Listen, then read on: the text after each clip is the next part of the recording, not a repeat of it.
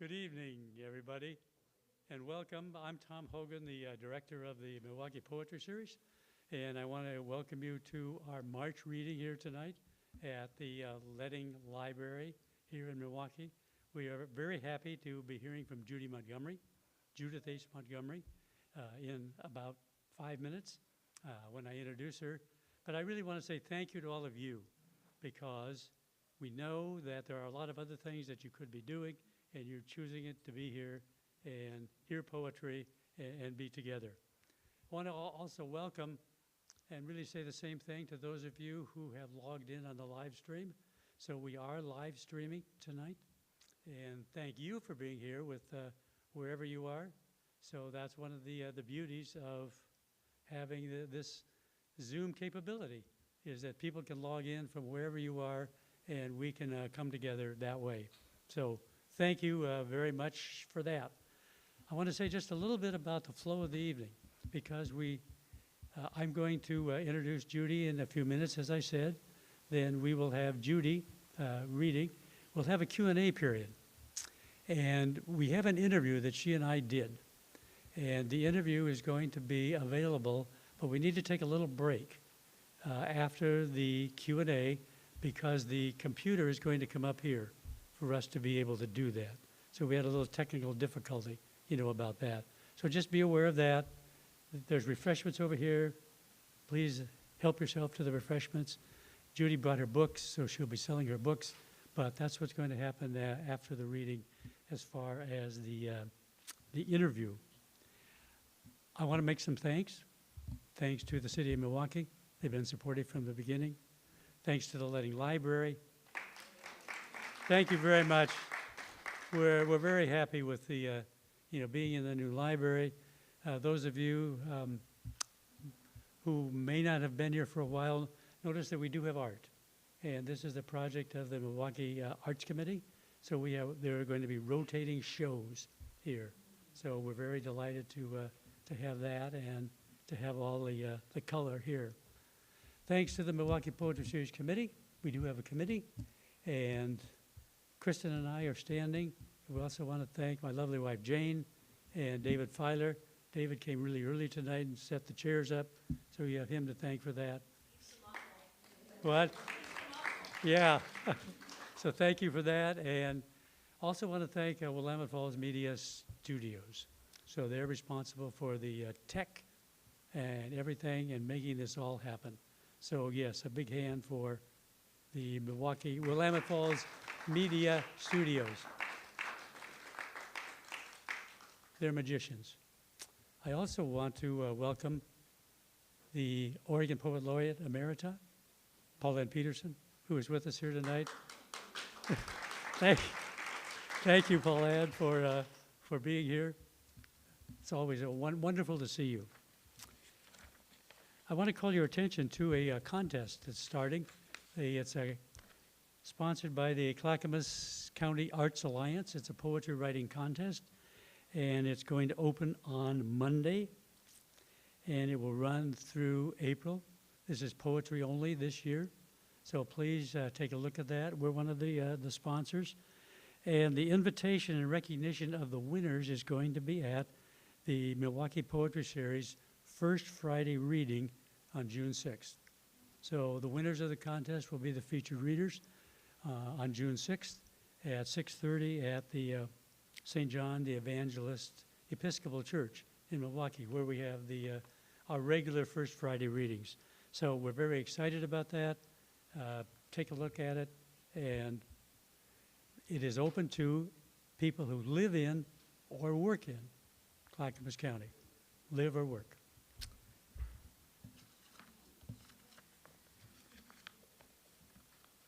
I've been looking forward to this reading tonight, and it's my pleasure to introduce Judith H. Montgomery, Judy Montgomery. She gardens, lives, and writes in Oregon City. Her poems appear in Gyroscope, South Florida Poetry Review, the Inflectionist Review, and Epiphany, among other journals. Her chapbook, Passion, received the Oregon Book Award for Poetry.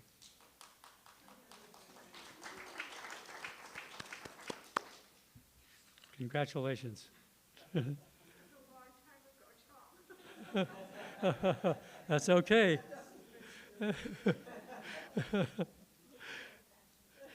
She's been awarded several residencies and fellowships and has received multiple nominations for a Pushcart Prize. Her second full-length collection, Literary for Wound and Bloom, a finalist for the Marsh Hawk Prize, appeared in 2018. Her prize-winning narrative medicine chapbook, Mercy, appeared from Wolfbridge Press in 2019. Her latest chapbook, The Fairy Keeper, received the 2024 Grayson Book Chapbook Competition Prize. She loves to revise and revise again, she says, and takes great pleasure in reading friends' manuscripts and making suggestions. I hope everyone has a copy of The Broadside. If you don't, Kristen will get you one. And join me in welcoming our poet this evening, Judy Montgomery.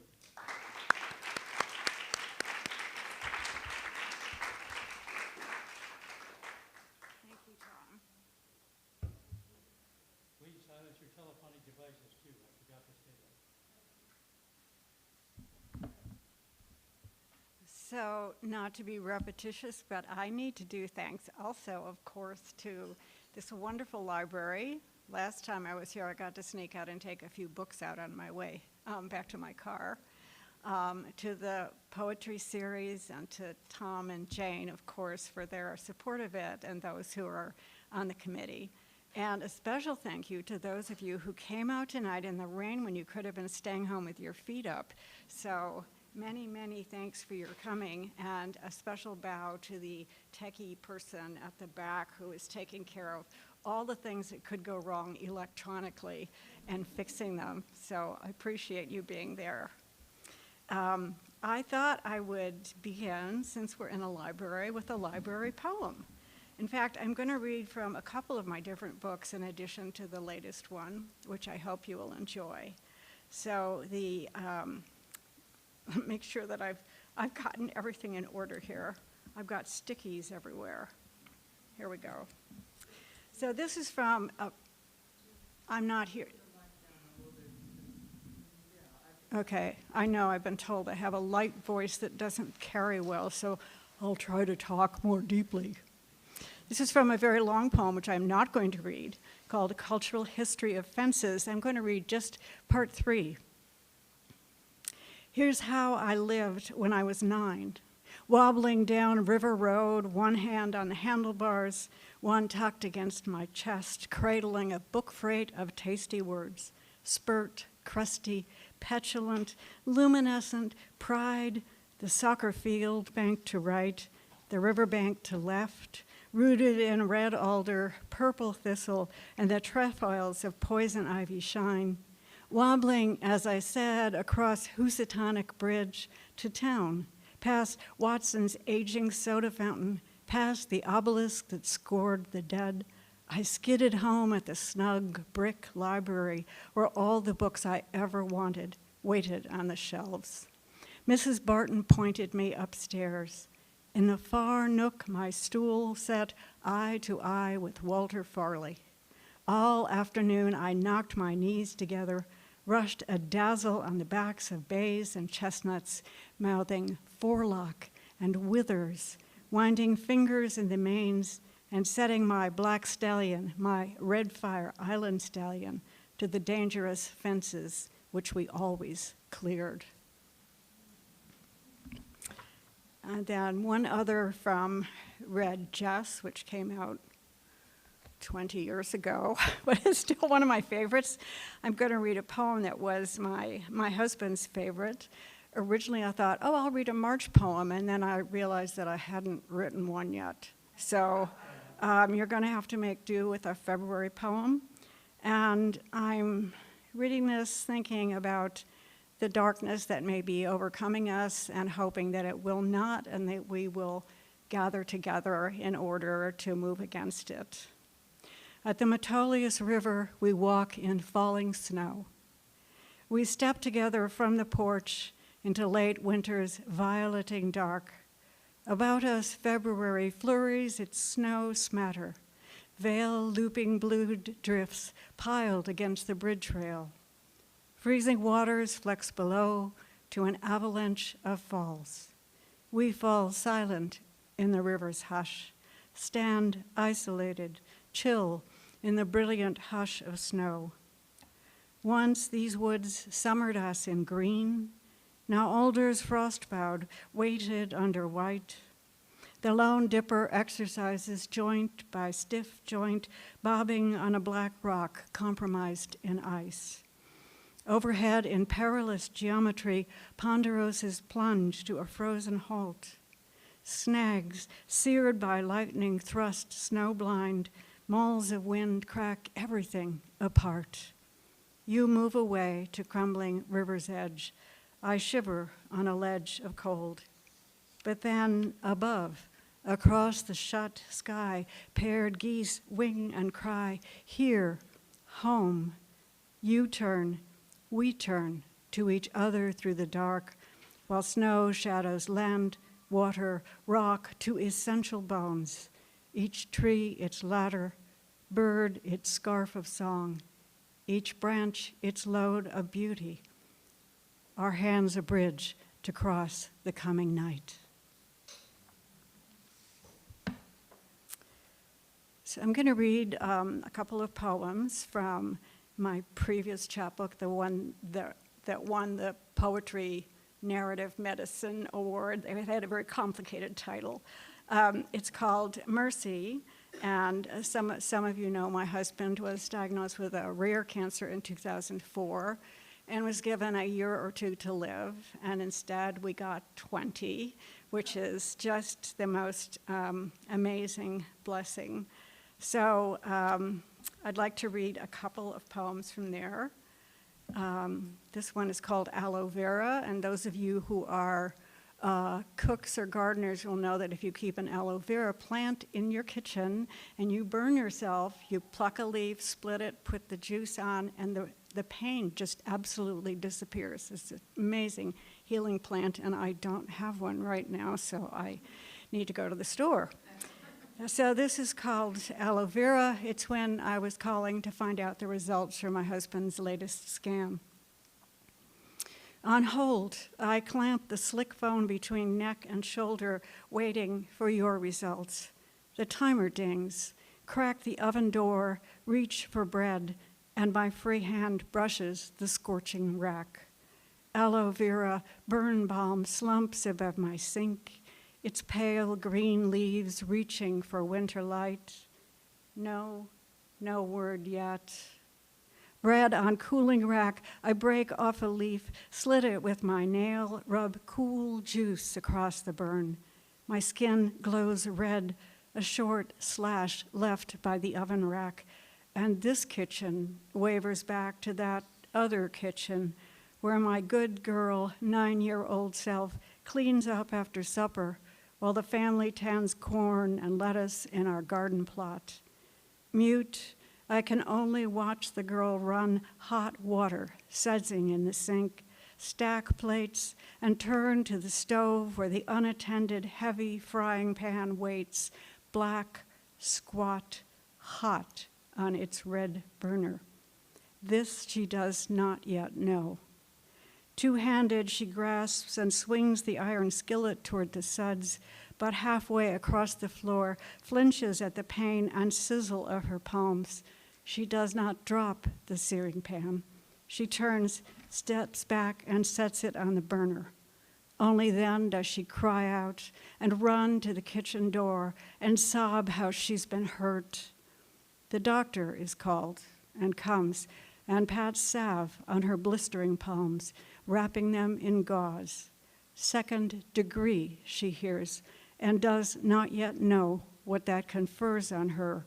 Her wordless endurance, no word yet. Or how deep the heat has driven into her small hands. I kiss my palm to her. She prepared us for our future, where any news that burns across the wires can be withstood.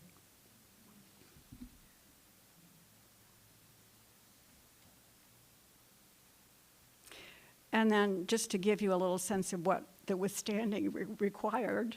I sometimes check in with 3 Elements Review, which some of you may know and not about. They set up 3 words every couple of months and say, write a poem with these 3 words in it. And I've done that twice, and it was really fun. So this is one of those poems. I can only remember 2 of the words, murmur and glaze, but you'll see that they show up in here. This is a poem written after my husband's first major surgery, which took 3 surgeons and 7 hours to do. Night work. The machines that run your body keep on murmuring, echo a kind of counterpoint to the murmur of the night shift as nurses rustle into place beyond the door. I eye the monitors. They scribble on dark screens the green pulse of beat and breath, your vitals swimming deep within the poppy drift they slip into your veins. My needle falters. My handiwork falls slack in my lap. I've threaded the eye with bright silks, cottons twisted to stitch warp and weft of linen. But your abdomen, stitched shut as well, but not by serviceable thread, metal punched into place. I try to imagine your surgeon's sure hands as he wielded his shining stapler, cross-hatching gaping flesh, and dappling antibiotics orange glaze against infection. But my mind keeps side-sliding to prospects for mistake, some crucial severed nerve, anesthesia that deepens you past sleep. I pick up my work hoop that holds the linen tight. There's comfort here. I can pierce a knot, cross-stitch to pattern. Stitches can be picked, any fault corrected. Now, some of you may have noticed that I've had my own surgery recently. Whenever you have surgery, you end up with a scar of some sort. My husband had these gigantic tracts of scars on him. I have my own, 2 hips replaced, and now surgery here. And we always regard scars as something to be hidden. You know, people rub special ointments in them like they want them to go away. And I have had a different take on that, because after all, the scar is what heals you up. And so I have a blessing poem for scars. It's called Yet Praise the Scar. Consider how, breached by blade or flame, the body rushes to repair, quick clot the hurt. Fibers stitch swift to shut inviolate the gape of flesh. Such fierce haste to mend, but not what we'd call grace. The awkward seam puckers up, cross-linked ridge of collagen contracting, stung flesh. Each scar an X'd fence of barbs that interrupts the seamless landscape of saved skin. Yet even itching, aching, tender to the thumb, each scar's a scarlet witness on or in the body, inscribing its stubborn devotion, hurt, hurry, heal. So maybe you can look at your scars a little differently. I'm sure I will. Now I'm going to put these down and turn to the most recent book, which, in my opinion, has the most gorgeous cover. Someone thinks it's Cabo San Lucas. I thought maybe it was the Oregon Coast. No one's been able to figure out exactly where this came from. My publisher's design person picked it out for me, and I was just very, very pleased. It's this one focuses on my caregiving for my parents who lived into their 90s. My mother with what was eventually designated as Alzheimer's. My dad with a very sharp mind, but all kinds of bodily ills. In fact, a lot of his had to do with joints, so I think I inherited his genes. But while I was caregiving for them, they moved over to Bend to be near us. I was also caregiving for my husband at the same time. So it was a substantial burden. It was interesting, and you could see why I had to read that poem about withstanding whatever comes.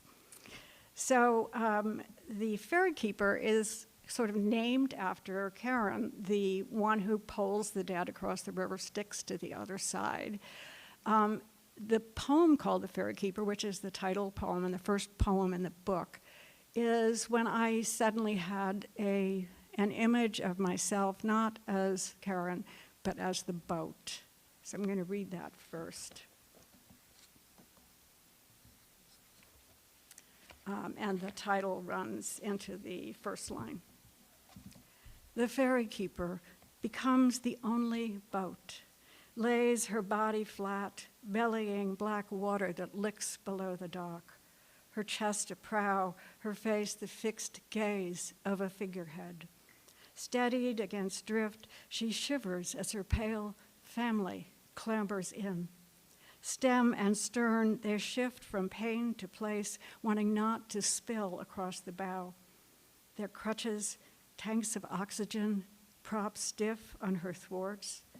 Setting match to wick and wax, her parents light a candle to counter dark, set it burning at her hull of bone, while bearded medics fumble loose the rope. Cast off, her boarders brace their feet against the staves of her ribs, arrange an offering of coins, an arc of glitter about the shadowed candle. Hot wax drips to sear the keel that is her spine. Unmoored, she sets course toward a compassless horizon. Bearing her burdens on her back, she strokes toward what she must believe to be the other shore. And I need a little drink of water. Sorry.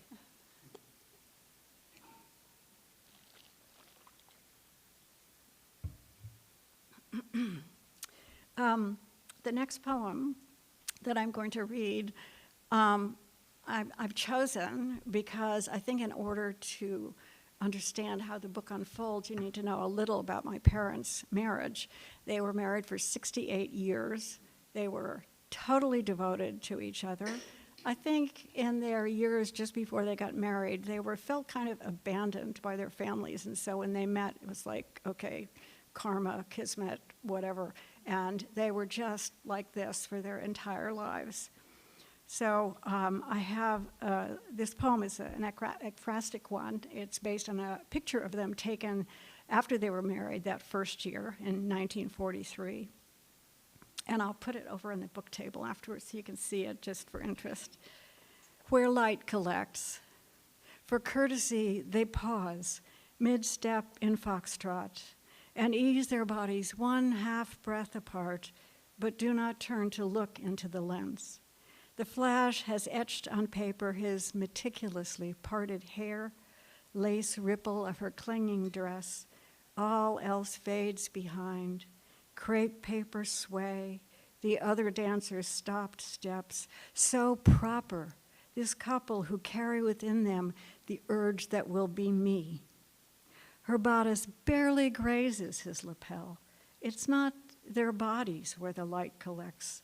Light lives inside their gaze, a subtle current hum.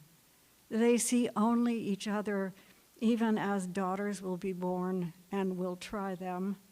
As her waist will thicken, his careful hair skimp gray.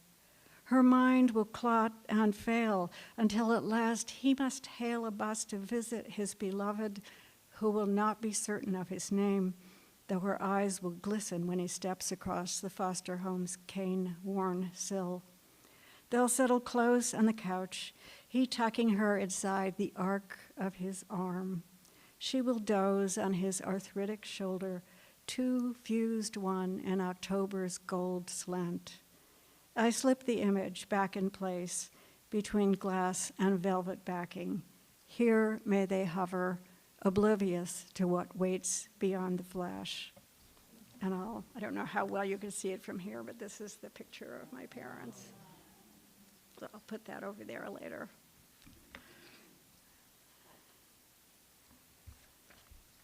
So a couple of you who have been kind enough to come to my other readings have heard this poem before, but I really have to read it. So I hope it's not too much.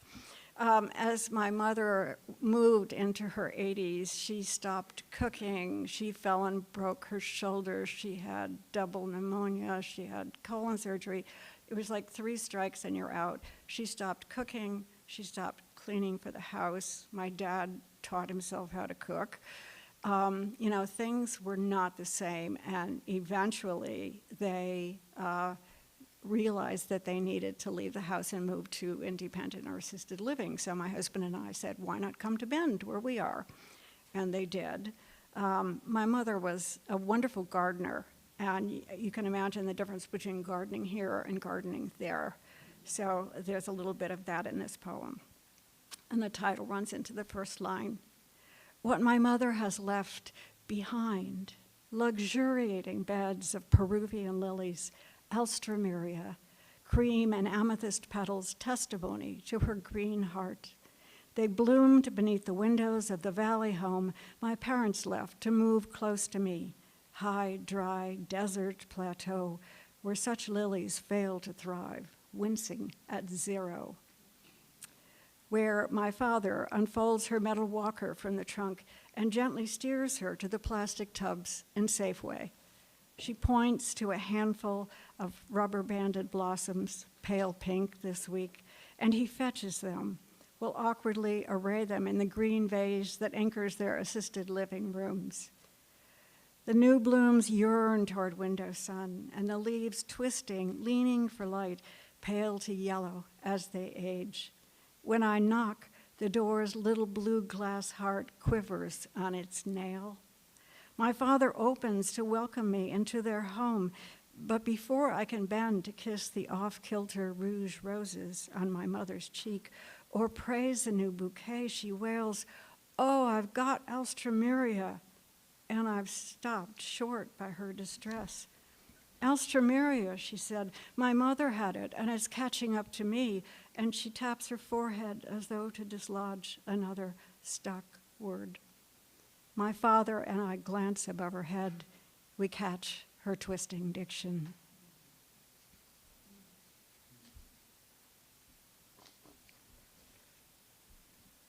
Now, when my mother found out she had Alzheimer's, which was just a couple of years before she died at the age of 91, she was desperate. She was so distressed that this, in fact, had happened to her, which she had been afraid of all her life. And it took a lot to get her out of being so depressed. But then after a while, she forgot that she had it, and she became the happiest mother I ever had. It was wonderful. Everything I did was great. She loved my husband. She was just jolly and joyful and cheerful. And then the last 6 months, there was another change, and she became better. And those of you who have parents with, or have had parents with Alzheimer's know that those mood changes are not unusual. So here is one of them. My mother stars in her own grim fairy tale. She fights her future. I should never have been born. You should never have been born. She must believe some uninvited fairy has stitched deep inside her brain an evil gift, genetic trick to be inherited by me. Does she mean to relieve me of this dark award, not to be nicked by the poisoned spindle?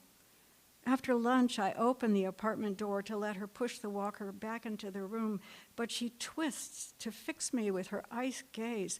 Who invited you in? Oh, interloper daughter, unwelcome guest. Alzheimer's thorny creep will keep thickening the palace of her world. Soon she won't know who she has become, but I remain the child wished never born.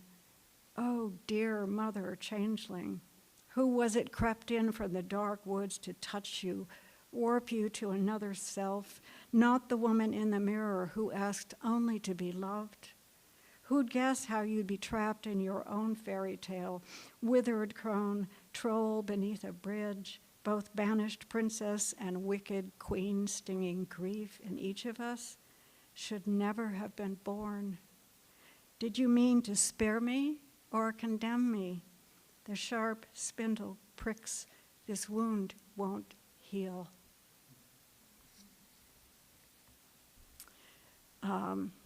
My My mom finally went to a foster home. My dad was just knocking himself out, and the chaplain from hospice said, "You would have been in the hospital yourself in 2 weeks if you hadn't agreed to let her go to a foster home right nearby where they lived," because he just tried taking care of her, and it was just finally too much at the end. She had a couple of, those mini strokes, and eventually a major one, and then she was gone. I was going to bring with me, but it was too heavy. I have a little silver pig. It's rather heavy. You just barely can see that it's a pig. So this poem is called Tarnish, which deals with the after effects. Oxygen sly chemistry kisses silver a different shade, a darker shade. Little shining pig, barely sketched in silver winged ears and attentive snout, you have bathed all year in air, yielding to tarnish. I can run my thumb across your sleek slopes, haunch and belly chilled by winter's incursions at the sill. Dear smirched, sweet pig, you are no magic lamp. No ghost figure can return across the waters. But I cannot watch you blotch above my desk. Cool silver better mirrors sorrow. I rub your curbs, my fingertips blacken. You shine like ice.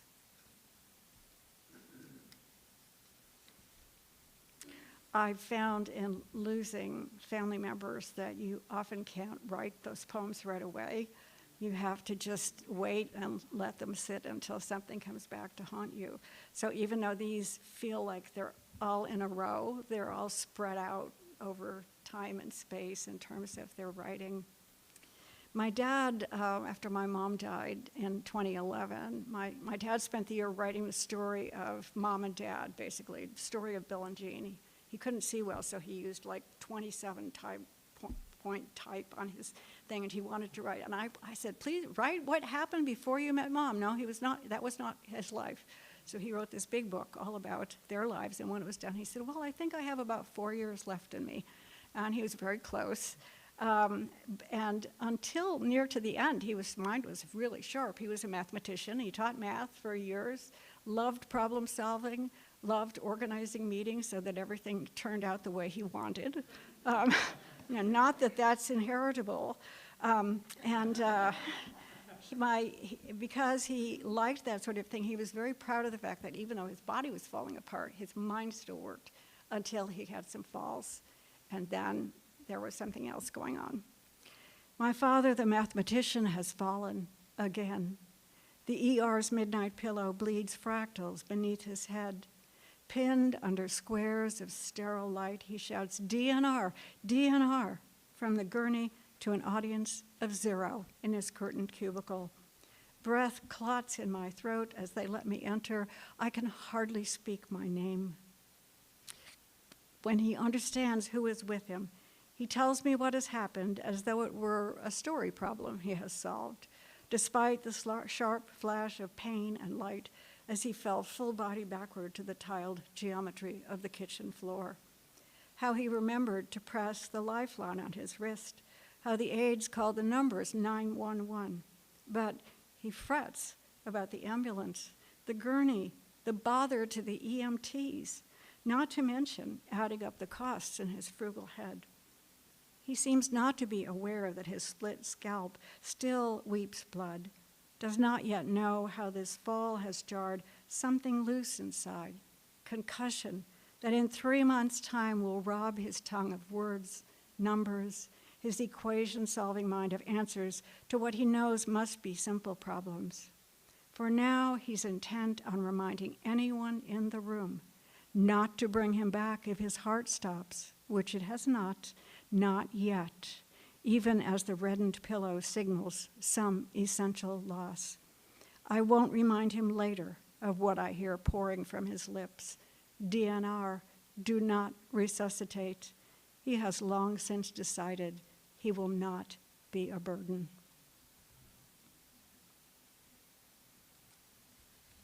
Which is what we all wish as we get older. We don't want to be a burden to our children. I have my lovely daughter-in-law sitting back there. So always a wish as you get older. I mentioned earlier there are more poems that I'm not reading that have to do with gardening and the outdoors. And so this one kind of leans that way. I tried raising tomatoes in Central Oregon. And the first time I planted it outside, the next morning, I took my husband, I said, come see my tomato. And there had been a killing frost overnight, and it was black and withered like this. Very hard. Over here, it's another story. Linger. The early girl leans heavy on the bars of the cage. In October's slow cold, 2 last tomatoes hang on, half red, half yellow. They hug their seeds, soak in late sun, huddle against fall. What else to do today but admit to slippage, gather this last harvest, then pause before the plant's gnarled stem, its drying leaves, the green branch dangling 2 persistent buds. Even to kneel and give thanks before this taking, thanks before setting the grave shovel to the roots. I'm going to read one more poem from the new book, and then I promised that I would read something new, so I have 2 poems at the end, and then I'll be done. And you can see if there are any cookies left. My husband, my mother and father all were on hospice, which is the most wonderful, wonderful service that I can recommend to you. People so often go on it too late, and they all ended up being on it about 6 weeks, which is a nice amount to help both the person who is dying and the caregiver. It's an enormous relief for the caregiver. One of the things they can do for you is say, it's time. They can tell by the subtle signs in the body that, yeah, it is time to come. It is time to come. And so this poem is called, it's the last poem in the book. It's called Abide, and it has an epigraph. Abide with me, fast falls the eventide. And if there are any lapsed Lutherans or Episcopalians in here, you may recognize the old hymn, Abide. The bedside phone breaches sleep, meaning time to pull on my discarded clothes, shiver on a coat, and set out in the car, headlights drawing me on white threads through dank April chill. And despite my hurry, I feel as though I'm moving underwater, entering timelessness as I slip through the door's pale curtain pulled aside for privacy.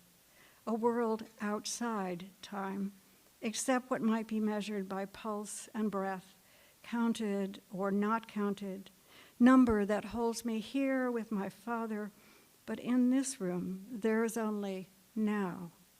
Even air suspends us, odor of peeled orange lingering as my own breath lingers, as I enter vigil in which there is before and to which there will be after. But for now, we dwell, while beyond dark windows the tide of dew arrives, rising as vapor, descending in endless cycle down to slough, stream, sea.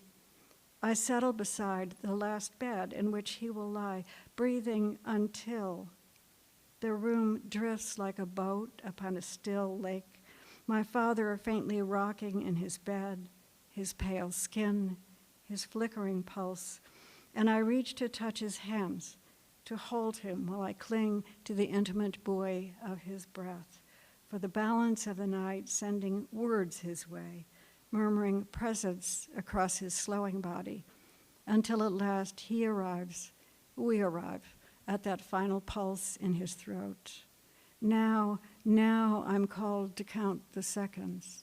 Sometimes those dying will pause between breaths, pause longer, which means nothing until time enters the room with that stopped breath, and the body is released by whatever might be spirit rising into timelessness, while I am clocked back into hours and days and years, marked by abide, by rise and fetch of eventide.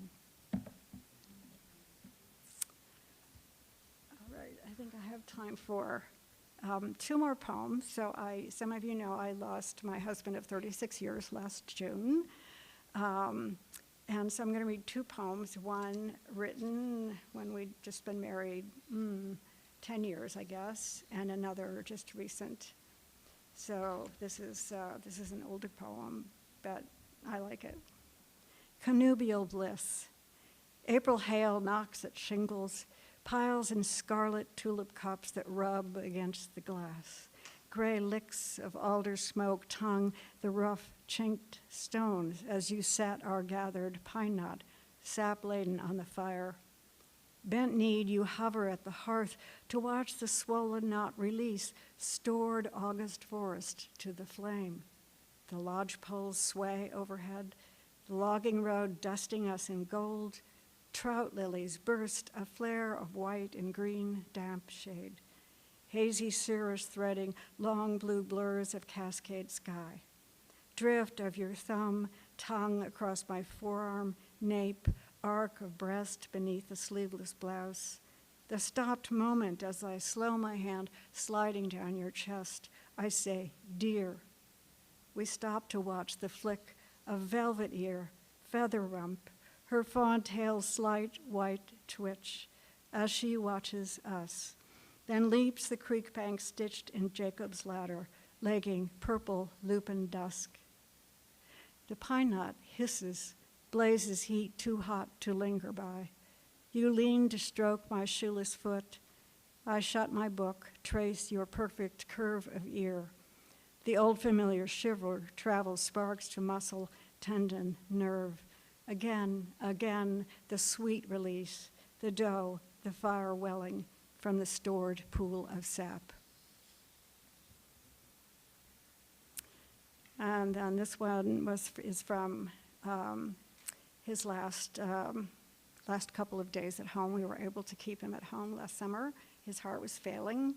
And they brought the hospital bed, and we had it all set up so he could watch sports on TV and he could look out the window, but he really didn't want to be in that bed. He did not want to be bedbound. That was a big thing for him.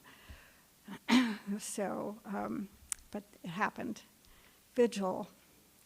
When it is time for them to lift your failing body, to rest in that dread hospital bed, I want for you more than the landscape of the TV screen, which in fact you are not going to watch again. Instead, just outside the window near your head, I shove the shepherd's crook deep into drizzled earth, hang the feeder, clear cylinder filled with shelled nuts, sunflower seeds, between the ginkgo tree and the violet-blue hydrangea, so you can follow the flights of the buttery goldfinches, bright-lived, all rush and flutter, eager for the offered feast. I turn back to enter the slow house.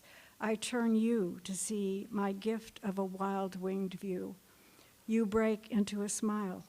Of course you know birds, your other delight. We too know, but do not speak of how they will keep on feeding and living, how quickly they will interrupt any flurry to seek cover under the shimmering tree when the shadow of the sharp-shinned hawk passes overhead. 2 days pass, you stop looking, the hawk comes for you. Thank you.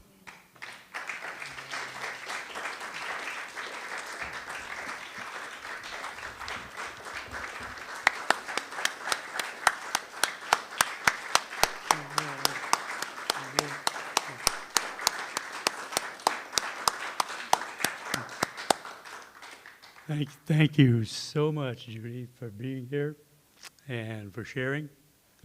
We have a question and answer period now, a chance to ask some questions and give some thought if there is something that you would like to ask. Kristen will come around with the mic, and so please wait till she gets there, because we'd like to get the question on the recording as well as the answer. So we had some people said the answer was great, but we didn't hear the question. So, but she'll be there with the microphone. And I think I'll... I need more water. That's good. I wanted to ask you about writing and how you approach writing. And you talked about a couple of books that you wrote some time ago. Mm-hmm. One was 20 years ago. Mm-hmm. Has your writing process changed? How, as far as your approach, how did you approach the first book, and has it been the same with The Fairy Keeper, or not? Yeah. In some ways, 20 years ago, or actually more than 20 years ago, it was easier because I was dumb and I didn't know anything. So I just wrote and wrote and wrote and wrote. I was taking classes with Mike, I know was there. I can't remember if Diane was in. Chris Howell, and the guy who's at Syracuse now. My name, Bruce Smith. And I was very excited. The first day of the workshop, Bruce said, well, we're going to write 2 poems a week, and at the end of the term, you're going to have enough for a chapbook. And I thought, whoa, challenge. This is for me. And there was something about that, which leads me to a related thought, which I think is really important, which is it's the company of other poets, the community of poets and of poetry that's played a huge role for me, because it's stimulating. I belong now to 2 poetry groups, and I take a fellow workshop seminar, and there are times when there's nothing coming, such as in the past week. And then today, while I was sitting down doing my dutiful exercises, all of a sudden I thought, oh, my husband once said to me, have you always been bad? And I thought, huh. So I sat down, so I have this new poem scribbled all over the sheets with the exercises. But when I first started, because I didn't know anything about where to send things or how competitive it was, I just started sending things out. And so it was easier in some ways. Now I kind of know too much, like, oh, they wouldn't like my work. I'm not going to send there. The writing itself, I think, has refined itself a bit. I've come up with the word haunted. When I'm haunted by something, that's when I write about it. And that could be haunted by a word or a photograph. I love to write about photographs and paintings, or something I overhear or a scene or something appalling on the news. So sometimes I write more political poems, which I did not read tonight. So I think it's changed somewhat. My poetry has become a little more shaped than it used to be. I used to write very free verse, and now it's a little bit more structured, although not formal. Will that do? Will that answer your question? Yes, I think so. Yeah, thank you. There's an, oh, okay, I see a question. Right here. Yes, she's coming. She's coming.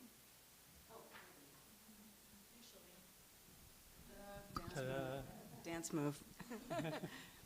So the ones that I've heard you read are all clearly in your personal voice, and I would say each in present tense, so whether they were a long time ago or not, as you read them, they feel like this moment. Have you, how to phrase this, have you ever intentionally taken on a completely foreign voice, say a persona that's not at all you, or and taken a different point of view or different personality purposely? Does that make sense? Mm-hmm. Oh, yes, I have. I have a chapbook that I've sent out a few times and got some positive, response, and then some with no's, that I have to get back to when I'm done reading from this one. And it's all interviews of mythological and biblical characters. It also has a series of interviews with death. That's an interesting persona who sometimes screws up. It's mostly funny. I mean, I didn't have a lot of funny poems to read tonight. I tried to read some encouraging ones like the Metolius River and the Praise the Scar one, just so you wouldn't go out here feeling glum. But these are all tongue-in-cheek for the most part, and I find it a lot of fun to do that. I like to write in the voice of an onlooker to a scene. I don't write about Persephone. I write about the three-headed dog or something like that. I have a long, some of them are done as though they're being interviewed by People magazine, which has also been fun for me. It's an entirely different side to my normally staid self, but it's a lot of fun and I enjoy it a lot. So I have done that. The problem I ran into in my first book when I went out and did readings is a book in it called Gallop, about a little girl who goes in, she has a galloping heart, and she hears the doctor speak of that, and she thinks she has a horse in her heart.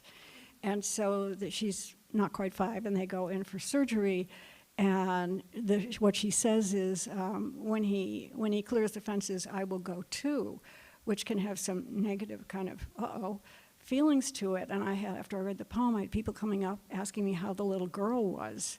And this was a story I heard from a nurse practitioner when I was at the beach once, and I was so struck, I was haunted by it, that I wrote it. So I had to be careful when I read from my first book to say, well, not all of this is biographical. There are more things, obviously, in these that are, but I still write others that are not. So it's good to sort of expand your borders and try different things, I think.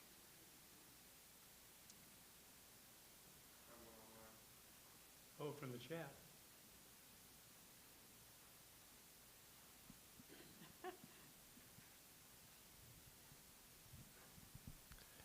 Amy Miller asks, can you talk about how you found the discipline to keep writing during the exhaustion of caregiving, or did you wait until later to write the poems?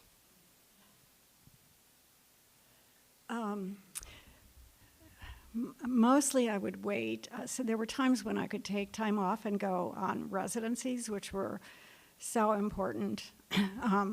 I took 2 different times. My friend Nancy in this room, she and her husband lent me their house at the beach twice, and that was the basis for a lot of the work I did in the Ferry Keeper, and that meant I could leave home, I could make sure, Phil was okay. I wouldn't leave except when he wasn't in crisis. When my parents were doing so badly, it was very hard to leave home, but sometimes my sister would come from Wyoming and spend a little time with them so I could get away. I know last summer when my book came out in June and my husband died in June, and all summer I could not read poetry, I could not write poetry, I was not interested, I was not called, there was just nothing. I was just gobsmacked all summer. So I thought, okay, well, this can't be good, but at the moment, I don't care. And then what saved me is that one of my poetry groups was meeting in the beginning of September, and I thought, this is embarrassing. It's been 3 months. You need to get your act together, Judy, and write something, anything. And so I did, and then things started happening again, so I was able to do it more. As a side note, I also made a decision.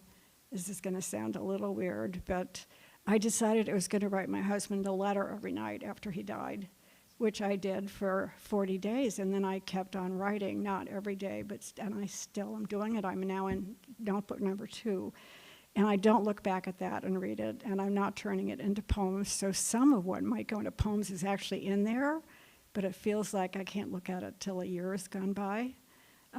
So that's a sort of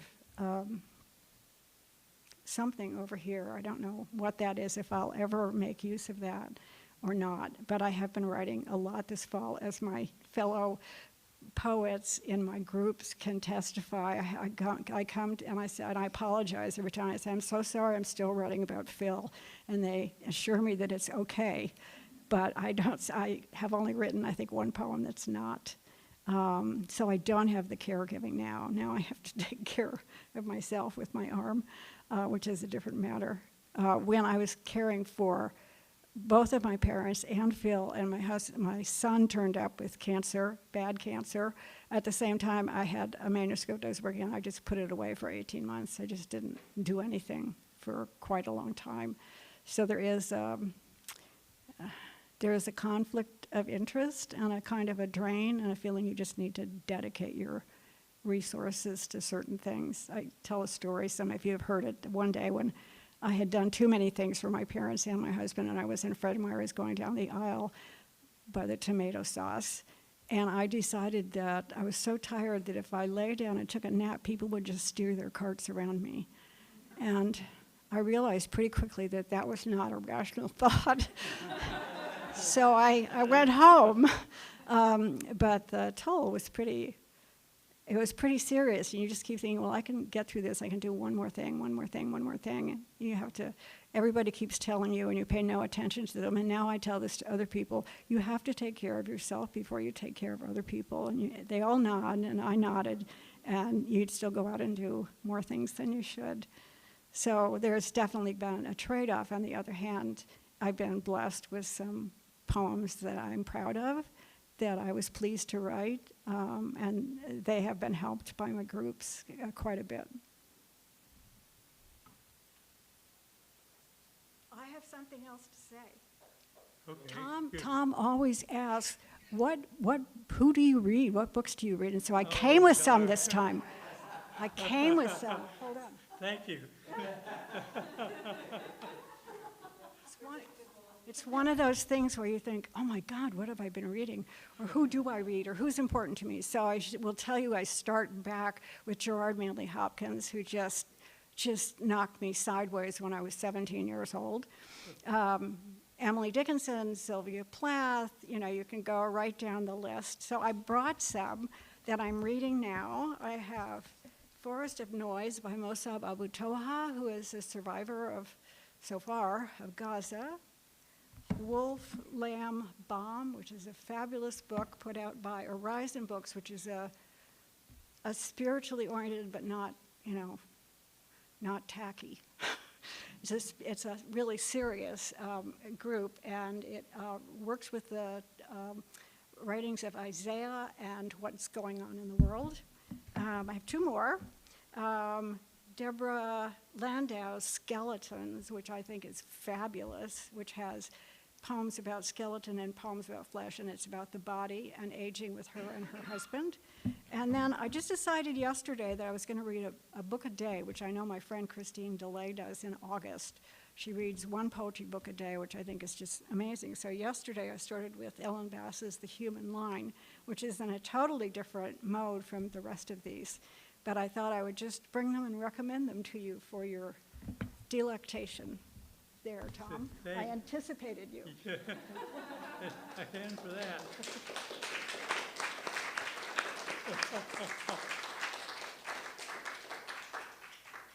Is there another question before Judy reads a final poem? Or Okay. Do I get to read one more? I just have a comment, Tom. comment, yes. Maybe there's a question in here. It always strikes me, one of my teachers once told me years and years and years ago, he picked up one of my poems and he's like, oh, I can't read this today, because it was always so sad. I was naturally drawn to super sad things. And I didn't think anything of it, because I'm like, well, it's just what's happening, so it's not making me sad. It's good. And so I find, it strikes me that, we apologize to people for hope you're not glum after this. I'm sorry for writing about another sad thing. But would you ever apologize for writing something happy to someone who's already sad? And it's not Is that a rhetorical question? You know what? The funny thing is, it struck me, because I was starting to cry during your reading, and I was like, this is sad. And that's all okay. And I don't know, maybe it told 14-year-old me that I should just keep writing sad stuff if that's what I want to do. And I need permission like that too. So it was just more of a comment, and if you have anything else you want to say on that, please. Just say you write what you have to write. You write what you're haunted by. And then sometimes you're able to turn that into one direction or another, or open it up at the end so it becomes more universal. So it's not only private, but it's opening somehow for other people to be able to enter the work. Yeah. So that's an important thing. So I have one more poem. Okay. Okay. Judy's going to read a final poem. Okay. So I mentioned that I sometimes write more political poems, and this kind of is. There's the city of, town of Rafah is mentioned in here, but it could be any of many other cities in Sudan or elsewhere. It just happens to be where this was set. The poem is called Against Despair. Today, hunched under bomb burst in Rafah, 3 men, bloodied, powdered by dust, scramble from their cracked shelter to the new crater, its fatal blaze, its blasted concrete walls, despite danger. Their bare hands tear at the debris, red rack line of war, to dig out someone, anyone, who might survive. Today it is a family, half buried beneath broken slabs. Ignoring mortar flare, they lever out the father, his trapped chest, ravaged body. Kneel to shift the unshiftable blocks, to free the infant daughter from wreckage, despite explosives that shred ground yards from where they work. They excavate the breathing baby, run her to shelter. I'm wrung raw by how the 3 men keep hurtling their bodies toward catastrophe, to extricate, to carry the wounded, stunned by their fierce intent against oblivion, to dig again, even as their own families may still be trapped. Despite, may they survive, may their names be sung from each remaining roof. Thank you.